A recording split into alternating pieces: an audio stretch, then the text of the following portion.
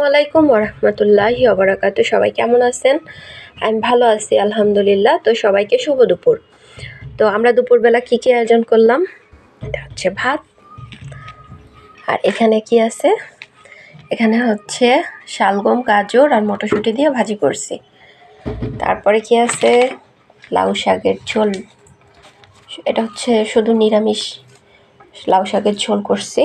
আর কি আছে? আর আছে হচ্ছে এখানে তেলাপিয়া মাছ টমেটো আর আলু দিয়ে একদম পোড়া পোড়া করে রান্না করছি।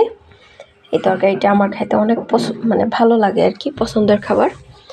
আর এইখানে কি আছে? এখানে আছে হচ্ছে গতকালকের অল্প একটু গরুর গোশ ভুনা।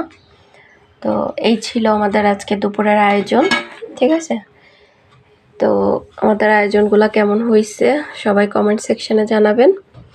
আবার দেখা হবে ইনশাল্লাহ। সে পর্যন্ত সবাই ভালো থাকবেন। আল্লাহ হাফেজ।